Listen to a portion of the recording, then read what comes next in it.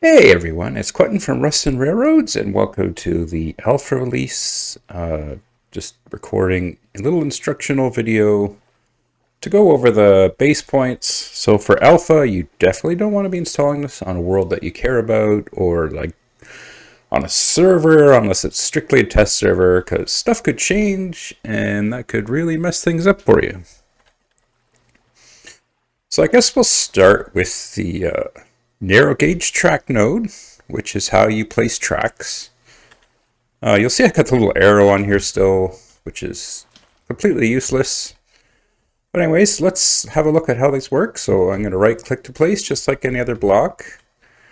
And then I am going to left click on it to select it as the block I want to connect tracks to. And it's just a matter of right clicking all around wherever you want to place the tracks.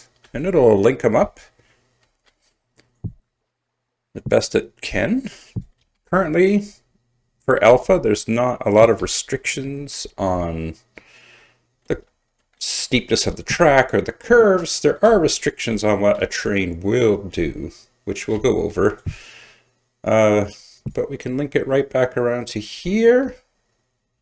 And then whenever you connect to a block, then that new block becomes the connected one. So if we want to switch, I could like left click over here and then go like that. And of course, if I want to continue from here, I could just keep clicking. I think this works pretty good.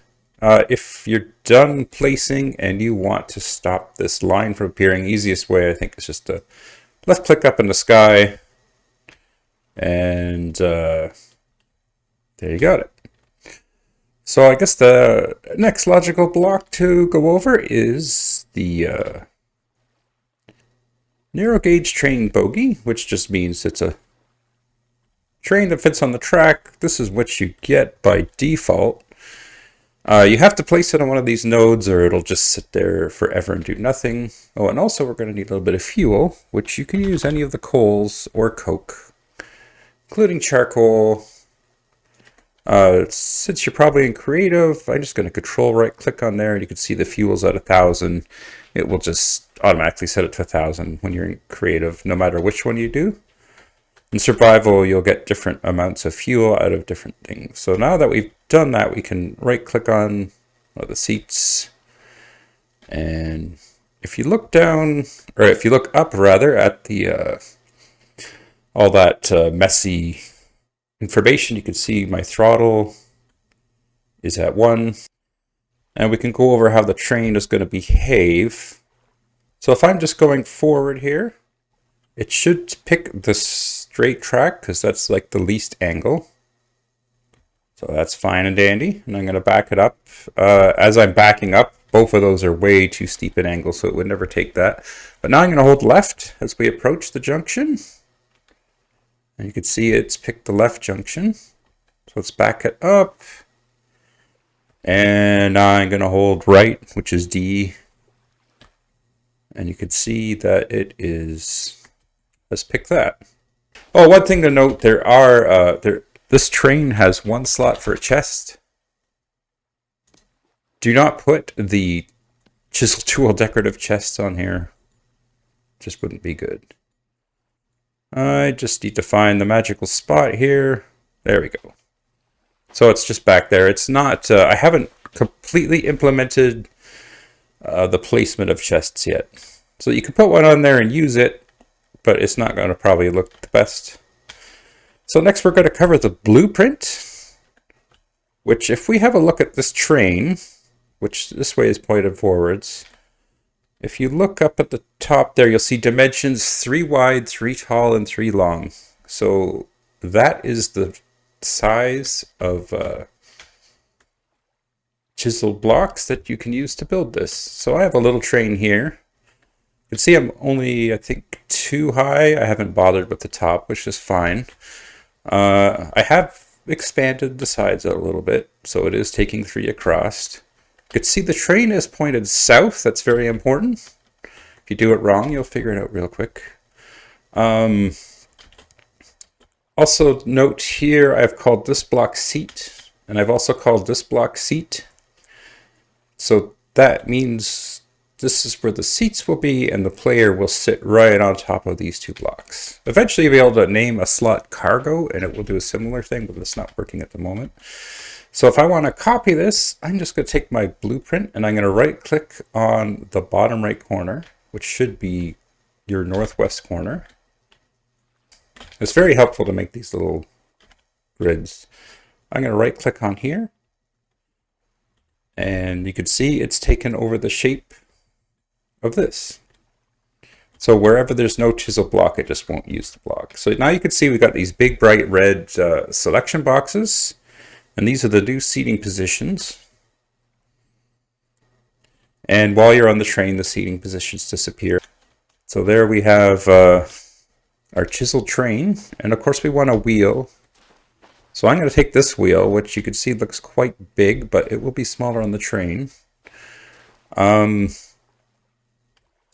In this case, the north face is the outside of the wheel, and then that's the inside. So, and also important to note, I have called this wheel, and if you don't call it wheel, it won't it won't use it. So if you're right clicking with a chisel block and it's not working, make sure it's called wheel, or at least that it starts with wheel. So now I'm just going to right click on the train, and you can see it's taken the shape. It uses the wheels, and those will fully turn and everything. So that's just another little feature. Hopefully I can expand on this eventually. But for now, we got our train. Maybe not the best train, but hey, it's a nice custom train. So let's have a look at airships. So the base airship is a horrible design that's temporary right now. It's the same with the train. If I control right click, I'll add the fuel in. If I click on it, I'm going to sit on this platform and it'll fly around. So this is the front. The throttle, you can see up there, you can set to forwards or backwards. So if you're out adventuring or exploring, you don't have to hold the button the whole time. And if you get it close enough to zero, it'll stop. Space goes up. I think the ceiling is currently 200, y equals 200. Control goes down. And the only collision on this thing is actually when you're going down is the center. It will check for where the ground is. You can see there it just kind of spat me out. That's because this actually has a large collision, because if we look at it, you can see it's 5 wide, 8 tall, and 12 long. So it's a pretty big boy, and if you try and go inside this area, it'll push you out again. So of course, we want this to look a little nicer. And I think in the final release, I will have at least an okay looking basic train and airship, in case you're not into chiseling. So this is the same thing. It's pointed north, or sorry, it's pointed south. So the northwest block, which I have marked here. We're going to right click on the blueprint. We're going to go over to our airship frame. I got another one sitting there. And I'm going to right click with it. And you can see it has taken the shape. It's pointed this way because that's which way we're facing. I can see with the airship, we have 4 seats. So I have 4 different blocks that are named seat. And actually the airship will have 6 cargo slots. So currently you can add them, but it's going to be really difficult to find where the magical spot is. Eventually there'll be a nice square like that. And if you name a slot cargo, that's where the cargo will go. And I also want to add like rotors and stuff in the future to this. So if I click on the front seat, you can see I'm in the front seat. And off we go. I guess one thing to note for both the train and the airship is it's still just a 1 shift click to drop off, or to jump off basically. So if you do that, you're going to fall down. But you can see that the train will come to a stop and the airship will drift down and also come to a stop. So you don't have to worry about your airship flying away if no one's on there. Thanks for watching and enjoy the alpha.